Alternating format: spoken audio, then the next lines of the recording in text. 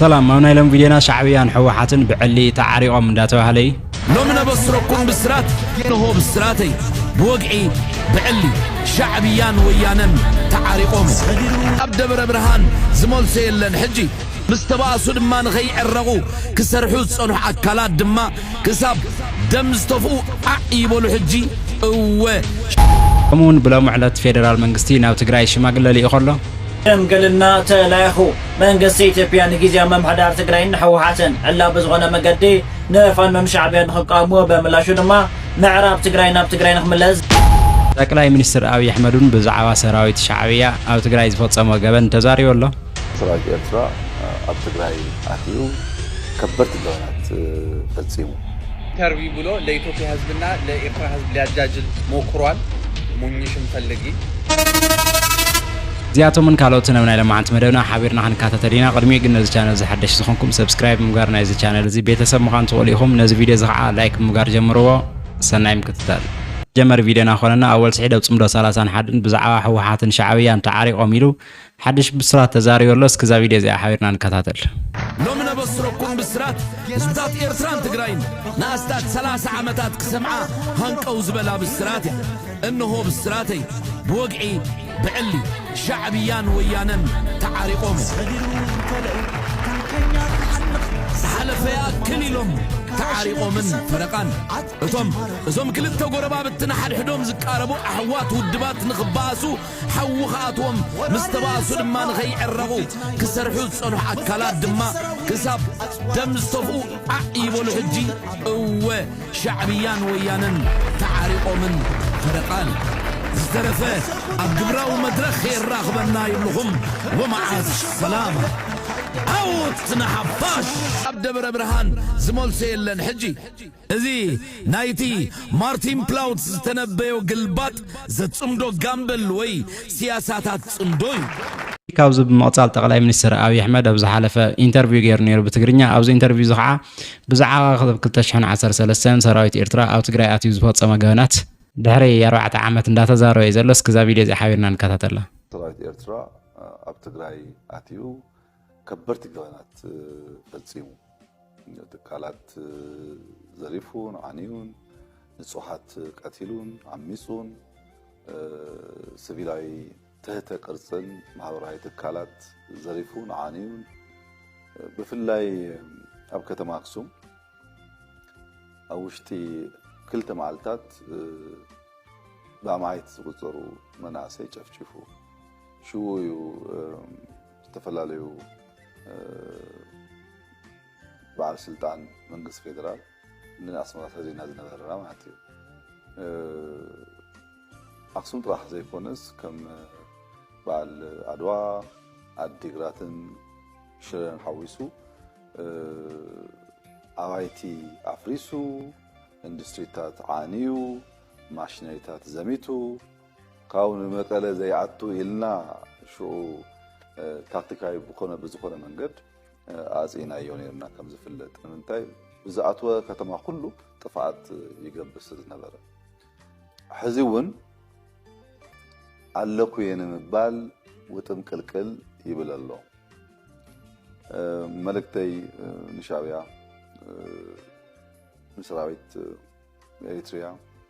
نقولهم زلني ملكتي كان طبطب تبل داوا تمصو اللوا طحيد كلهم زفتو كاب زقرم صراعة شعبياون بزقدد منقدي بالمعات ايعمنن بسققر سلطان ايعمنن بدقون ايعمنن حزب ኤርትራ كم زفلت فتاو صراحن فتار صراحن يو ግን ካሙዝ መሰለ መንግስት ክርክብ አይካለን ኩልና ከምንፈልጦ ሻዕቢያ ስልጣን ከህዝከሎ ዳርጋ ለሊ 300 ፋብሪካታት ኣብ ኤርትራ ነይረን ሎሚ ዳርጋ ኩለን አንየን የሉን ሽዑ ሓንቲ ዩኒቨርሲቲ ነይራ አስመራ ዩኒቨርሲቲ ትበሃል ንሳውን ታጽያ ከም ሓገር ኤርትራ ከም ሓገር ሓንቲ ዩኒቨርሲቲ የብሎምን ህዝብ ኤርትራ ሃገር ገዲፉ ናብ ስደት ይምርሕሎ እዚ ፍሉጥዩ ዩጋንዳ ሱዳን ሳውት ሱዳን ኢትዮጵያ ኬንያ ኣብ ኩሉ ጎረቤታት ይሓደመሎ ሃገር ባዶ ትኸውነላ እቶም ካብ ሃገሮም ዝተሰደዱ ሰሪሆም ከበልጽጉ ድማ ሰለልቲ ሓዊሱ እናልኣኸ መን ጥዑይ መን ሕሙም ምኳኑ ምፍላጥ ኣጸጋሚ ስለ ዝኾነ እቶም ንጹሃት ይብድሉ ኣብዚ ኣብ ኢትዮጵያ ኤርትራውያን ከም ሃገሮም ክሰርሑ ኣለዎ ዝብል ኣቋም ሂዝና ነርና ጸገም ዝፈጥር ዘሎ ተሓዊሱ ዝመጽእ ሕሙም ሓሳብ ዘለዎ ሰባት ንሳቶም ስለ ዘለዎ መን እዩ ጥዑይ መን እዩ ሕሙም ንምፍላጥ ድማ ዝግበር ፕሮሰስ ትጥዑይ ከም ዝብድል ይፍለጥ ኣብ ዓዶም ሰላም ይስእኖም ኣብ ስደት እውን ሰላም ይስኖም ኣሎ እዚ ናይ ክፍኣት ኩሉ ስሩን መሰረትን እዩ ሰብ ኣብ ዓዱ ክነብር እንተዘይካለ ወፂኡ እውን ከም ዓዘ መሰለ ጸገም እንተሃለዎ ብጣዕሚ ያጸጋሚ እዩ እዚ ይቅር ክባህል